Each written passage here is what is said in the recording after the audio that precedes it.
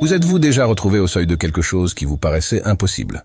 Peut-être s'agissait-il d'une conversation délicate que vous repoussiez sans cesse, d'un objectif qui vous semblait hors de portée, ou d'une nouvelle habitude que vous aviez juré d'adopter, mais que vous n'avez jamais mise en place. Il y a ce moment précis où vous savez exactement ce qui doit être fait, mais chaque fibre de votre être vous pousse à renoncer.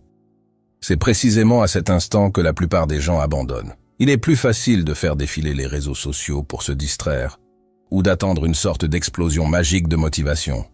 Pourtant, au fond de vous, vous connaissez la vérité. Si vous vous arrêtez toujours à ce stade, rien ne changera jamais. Nos cerveaux sont câblés pour résister à ce qui est difficile. Ils recherchent la sécurité, le confort, le chemin de moindre résistance. Et dans le monde actuel, le confort est partout. Divertissement à la demande, distraction infinie, raccourcis pour résoudre les problèmes qu'on ne veut pas affronter. Il n'est donc pas étonnant que nous fuyions constamment les tâches exigeantes. Mais voici la clé. Chaque fois que vous privilégiez la facilité à l'effort, vous entraînez votre cerveau à ériger le confort en roi. Quel en est le prix? Toutes les occasions de grandir, la possibilité de devenir la personne que vous savez pouvoir être. Et si vous pouviez changer cela?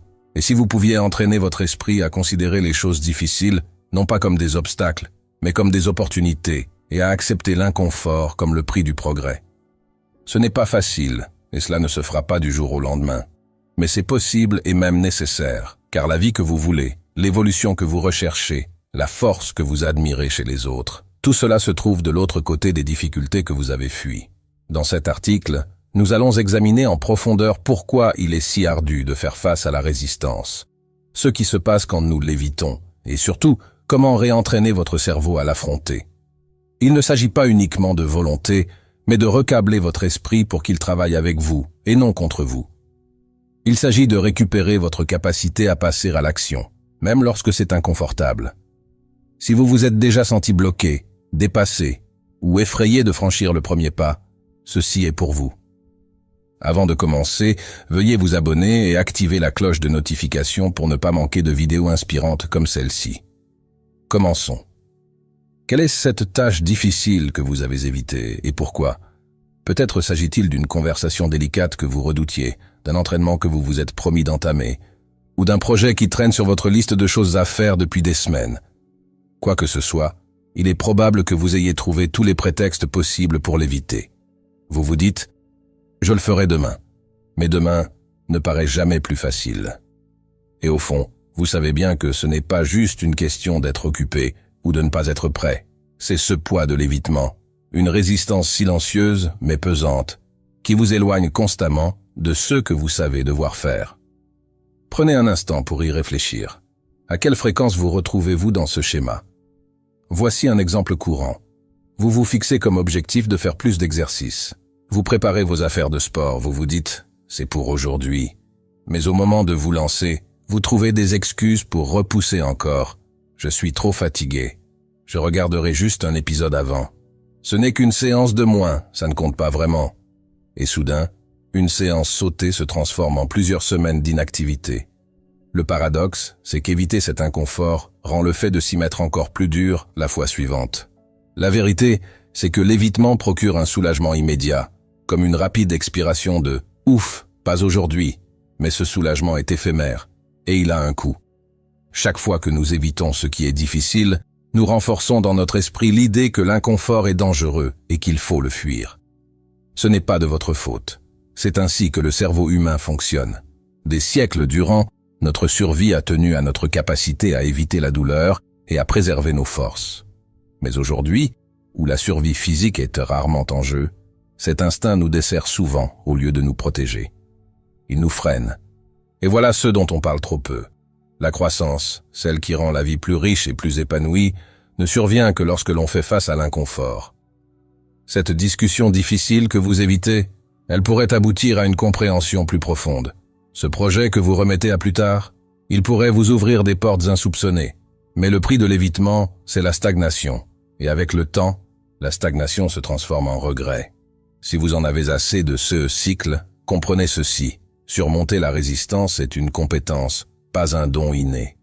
Cela ne tient pas uniquement à la volonté, mais à l'apprentissage de la reconnaissance de l'inconfort comme un signal. Non pas pour reculer, mais pour avancer. Les choses difficiles que vous évitez ne sont pas des obstacles, mais des invitations à grandir. Pourquoi les choses difficiles sont difficiles? Pourquoi est-ce si dur de lancer ce projet, d'avoir cette conversation ou de s'en tenir à l'habitude que vous savez pouvoir transformer votre vie?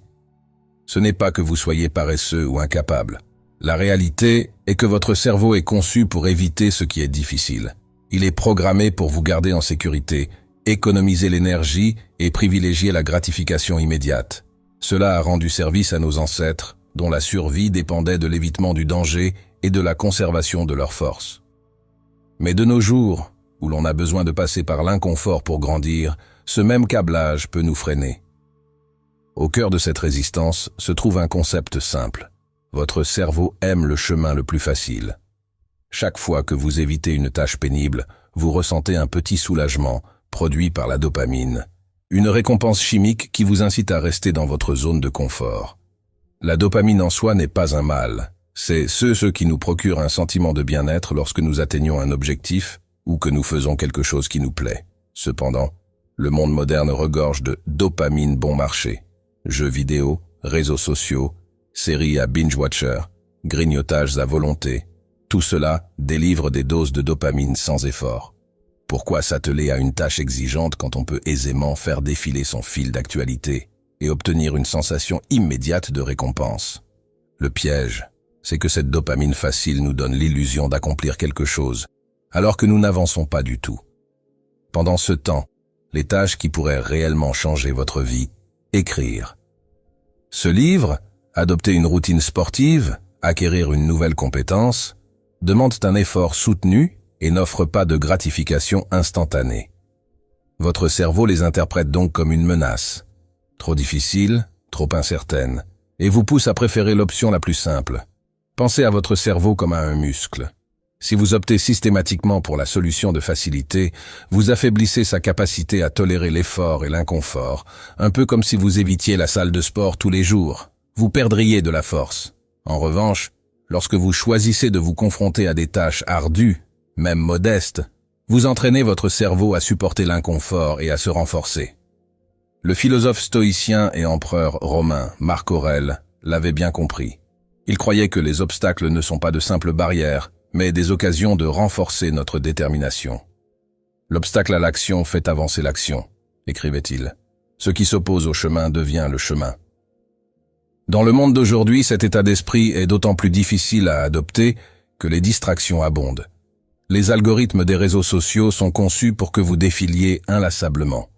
Les applications ont simplifié l'accès à tout, en un seul clic. Le divertissement est infini, la gratification instantanée permanente. Or, plus nous nous appuyons dessus, plus nous en devenons dépendants, et plus nous perdons notre capacité à affronter directement l'inconfort.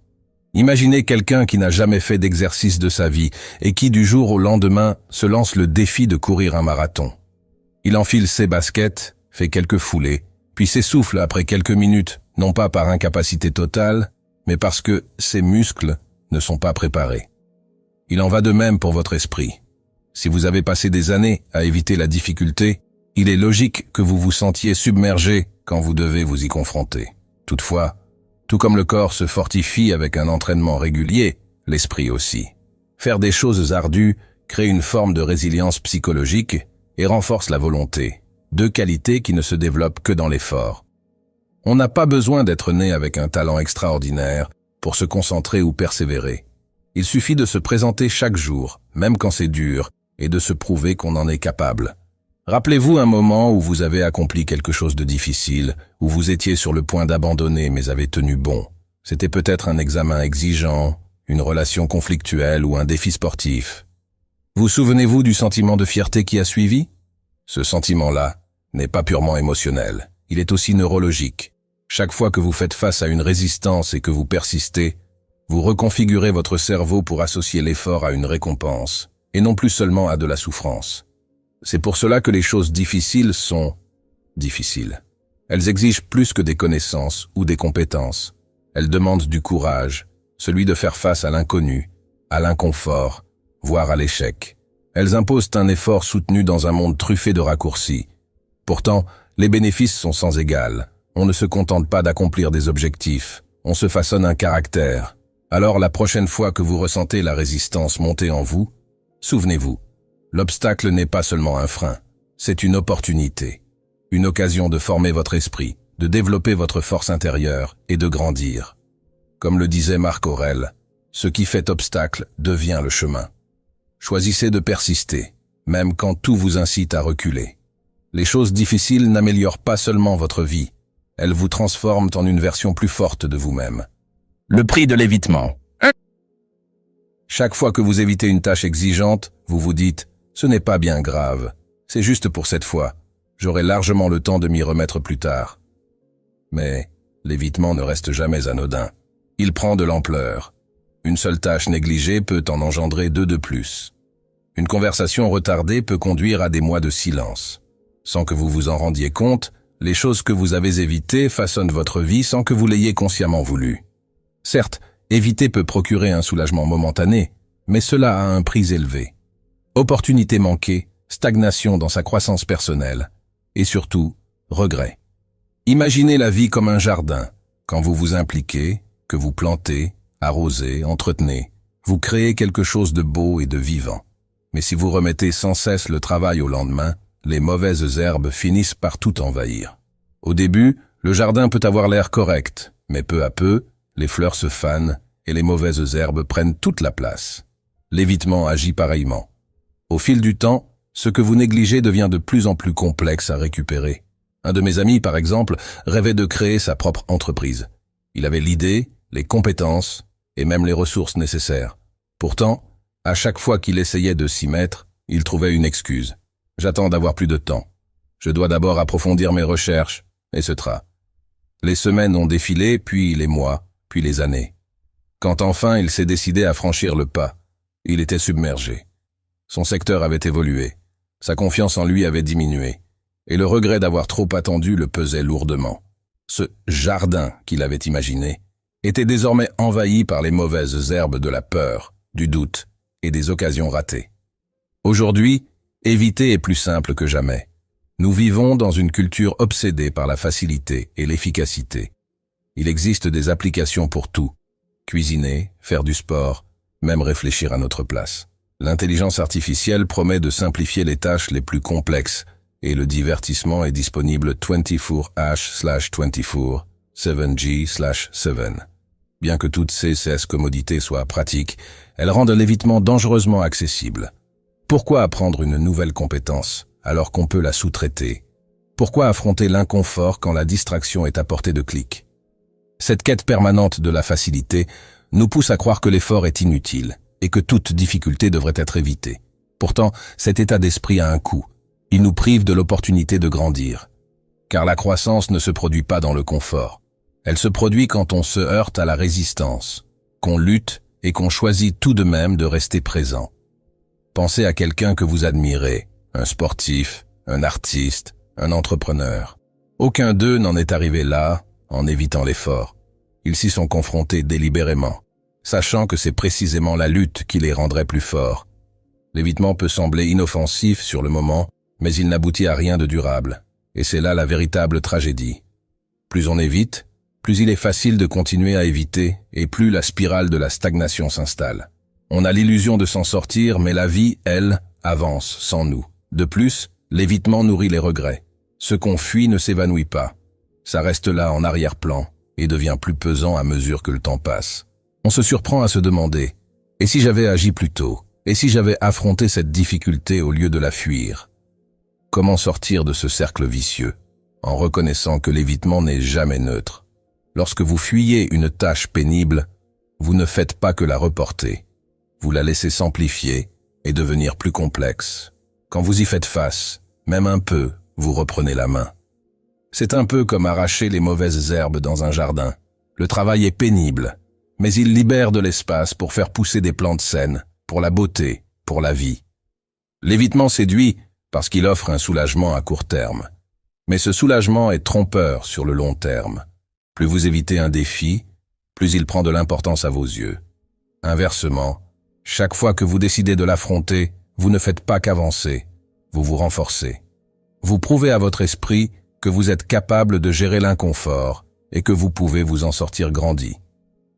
La prochaine fois que vous vous surprenez à repousser quelque chose, posez-vous la question « Qu'est-ce que ça va me coûter si je n'y fais pas face maintenant ?» La réponse ne paraît peut-être pas urgente sur l'instant, mais, à terme, le poids de l'évitement finit toujours par s'accumuler. Alors, choisissez plutôt de vous présenter, de fournir l'effort, d'entretenir votre jardin personnel. Ce ne sera pas facile, mais ça en vaudra toujours la peine. Reconfigurer son cerveau pour accepter l'inconfort. Si nous avons tant de facilité à éviter les choses difficiles, c'est parce que notre cerveau a appris, au fil du temps, à nous éloigner de l'inconfort. Il ne s'agit pas d'un défaut personnel, mais d'un mécanisme de survie profondément ancré. Comme toute habitude, cependant, il peut être désappris. La clé consiste à reprogrammer votre cerveau pour percevoir la difficulté comme quelque chose de précieux, plutôt que comme un danger. C'est un processus exigeant mais aussi profondément transformateur. Imaginez-vous au pied d'une montagne, dont le sommet représente votre objectif, un projet terminé, un corps plus sain, une relation plus solide ou une compétence que vous rêvez de développer. Depuis votre point de départ, ce sommet semble inatteignable. Vous ne pouvez pas l'atteindre d'un seul bond, vous devez y aller pas à pas. Recabler votre cerveau fonctionne de la même manière. Il ne s'agit pas d'un changement brutal, mais d'une lente ascension, régulière et incertaine. La première étape est simple, bien que peu aisée. Faites face à ce que vous fuyez. Est-ce une conversation que vous remettez à plus tard, une tâche qui traîne, une habitude que vous vouliez instaurer? Notez-la. Soyez honnête avec vous-même. Parfois, la partie la plus difficile est d'admettre ce que vous évitez réellement. Pour y parvenir, essayez de prendre de la distance. Imaginez observer votre vie de l'extérieur. Qu'est-ce qu'un ami ou un mentor dirait que vous avez tendance à fuir? Nous sommes souvent trop impliqués dans nos propres problèmes pour les voir clairement. Un peu de recul peut aider à y voir plus clair. Identifier ce que vous évitez n'a rien à voir avec l'auto-jugement. Il s'agit de savoir où commencer. Lorsque Marc Aurèle écrivait « Tu as le pouvoir sur ton esprit, pas sur les événements extérieurs. Prends-en conscience et tu trouveras la force. » Il rappelait que le changement démarre en nous. Vous ne pouvez pas influer sur la difficulté d'une tâche, mais vous pouvez décider de la manière dont vous allez y faire face. Une fois que vous avez reconnu ce que vous évitez, passez à l'action. Deuxième étape, fractionnez la tâche. Une des raisons principales pour lesquelles nous fuyons l'inconfort est que les tâches difficiles nous paraissent trop imposantes. Alors, découpez-les en petites étapes. Vous avez du mal à commencer une routine sportive? Au lieu de penser à transformer votre corps ou à vous engager pour un an, visez 15 minutes d'exercice aujourd'hui, pas plus. Lorsque la tâche semble moins écrasante, votre cerveau est moins tenté de résister.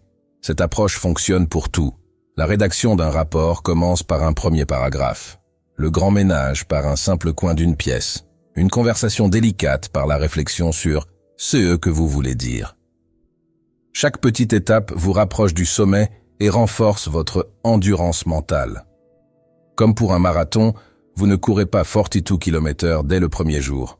Vous commencez par 1 kilomètre, puis 2, et vous augmentez progressivement votre force et votre endurance. Pour reprogrammer votre cerveau, un moyen efficace consiste aussi à vous récompenser pour l'effort, plutôt que seulement pour le résultat final. Célébrez vos petites victoires. Si vous avez passé 15 minutes à travailler sur ce que vous fuyez, reconnaissez-le et dites-vous « Je l'ai fait » et ça compte.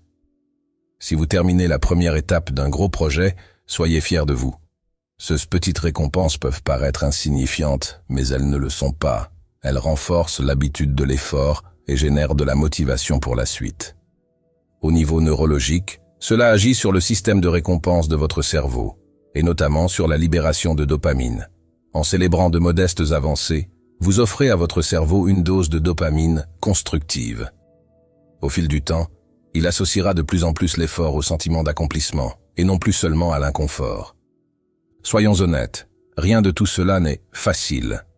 Faire face à l'inconfort est complexe, imprévisible et souvent frustrant. Il y aura des jours où vous vous sentirez bloqué, où vos progrès sembleront dérisoires, où vous vous demanderez si tout cela en vaut vraiment la peine. Mais la vérité, c'est que c'est dans ces passages à vide que la véritable transformation se produit. Le progrès n'a pas besoin d'être linéaire ni parfait pour être réel. Même si vous trébuchez, même si vous devez recommencer, l'essentiel est de poursuivre. Pensez à cela comme à l'ascension d'une montagne en plein orage. Vous pouvez glisser, emprunter un mauvais chemin, mais chaque pas vous hisse un peu plus haut. Lorsque vous vous retournerez, vous verrez la distance que vous avez parcourue et cela vous encouragera à continuer. De nombreuses personnes d'exception ont suivi cette voie semée d'inconfort. Songez à Michael Jordan qui disait « J'ai échoué encore et encore dans ma vie, et c'est pour ça que j'ai réussi. » Il n'a jamais fui l'effort. Au contraire, il s'est investi sans relâche. Et c'est bien cet engagement qui l'a élevé au rang de légende. Ou pensez à Sarah Blakely, la fondatrice de Spanx, qui a essuyé nombre de refus avant de connaître la réussite. Chaque rejet était pour elle un carburant supplémentaire, la poussant à persister plutôt qu'à renoncer. Ces exemples ne sont pas que de belles histoires inspirantes. Ils prouvent que se confronter à la difficulté, même si elle fait peur, peut mener à des résultats remarquables. Les gens que nous admirons ne sont pas dotés de super pouvoirs. Ils ont juste entraîné leur esprit à supporter l'inconfort et à aller de l'avant. La sagesse stoïcienne nous donne une leçon cruciale pour aborder la difficulté. Concentrez-vous sur ce que vous pouvez contrôler et laissez aller ce que vous ne pouvez pas maîtriser. Comme l'écrivait Marc Aurèle, « Tu as le pouvoir sur ton esprit, non sur les événements extérieurs. Vous ne pouvez pas empêcher une tâche d'être pénible, mais vous pouvez décider de la façon dont vous la gérez. C'est libérateur, car cela vous recentre sur les actions possibles plutôt que sur les obstacles eux-mêmes. Cela vous rappelle que le progrès ne dépend pas de la perfection, mais de la persévérance. Reprogrammer son cerveau à accepter l'inconfort n'arrive pas en une nuit. C'est un processus qui demande un effort constant et réfléchi. Mais la bonne nouvelle, c'est que notre cerveau est adaptable.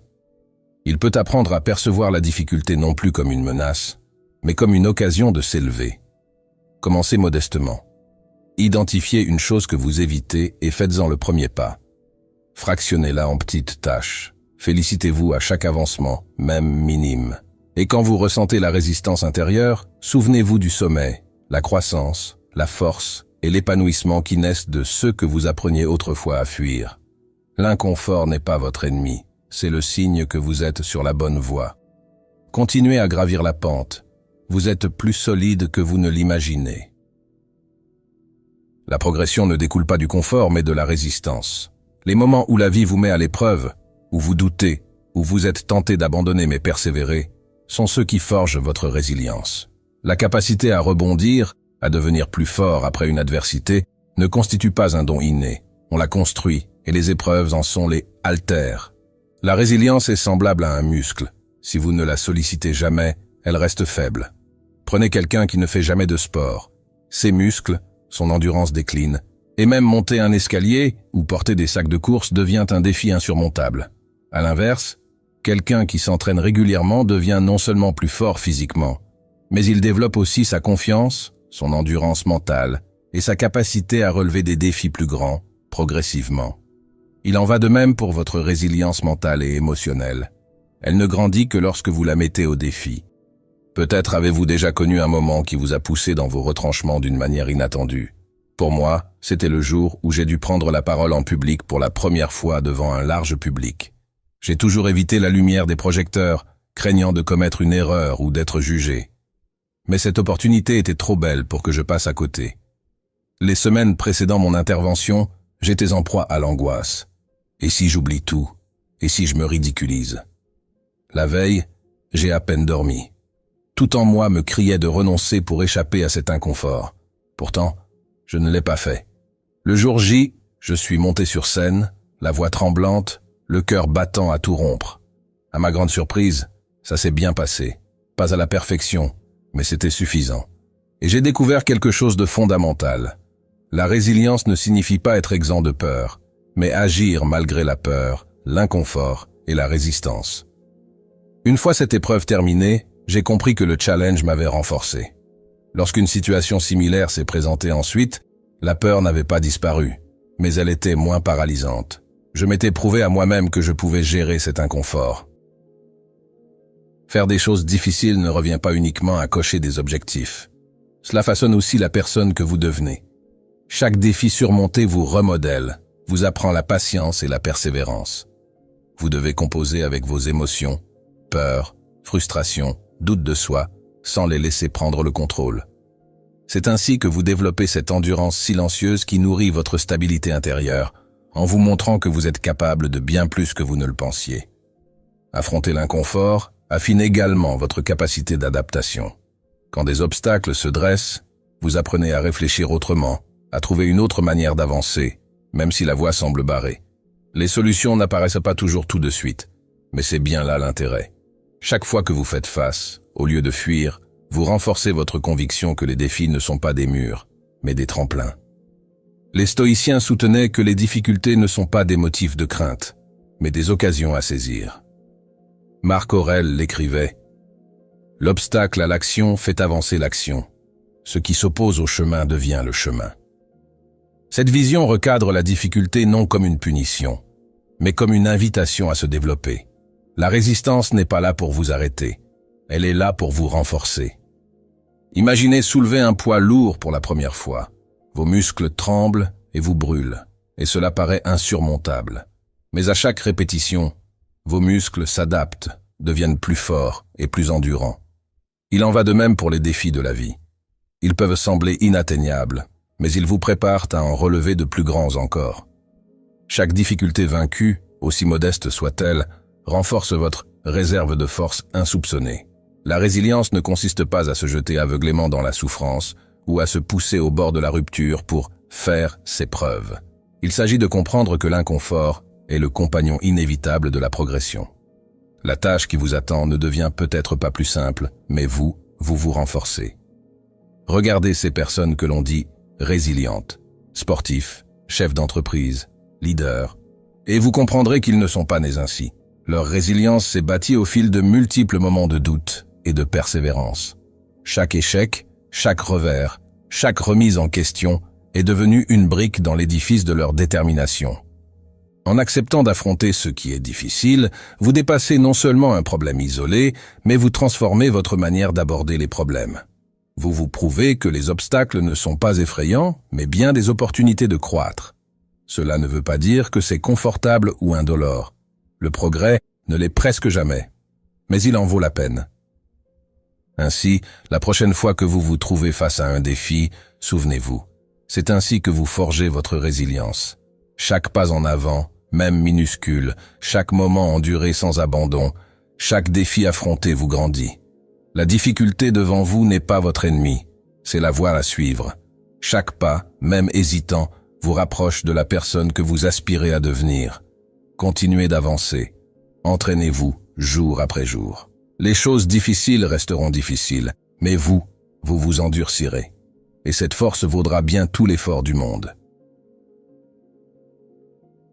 Vous savez désormais que faire des choses difficiles n'est pas qu'une question de volonté, mais bien un entraînement mental pour percevoir l'inconfort comme un puissant moteur de croissance. À chaque fois que vous faites face à la résistance, vous n'affrontez pas uniquement une tâche ou un objectif. Vous développez votre résilience, votre force et votre caractère. Souvenez-vous, les choses difficiles que vous évitez ne sont pas de simples obstacles, elles sont surtout des opportunités. En les affrontant, vous vous rapprochez de la personne que vous êtes destiné à devenir. Si vous avez trouvé cette vidéo, ou ce contenu, utile et que vous êtes prêt à accepter l'inconfort pour grandir, n'oubliez pas de vous abonner à la chaîne, d'activer la cloche de notification et de laisser un j'aime à la vidéo. Continuez de progresser et je vous retrouve très vite dans la prochaine.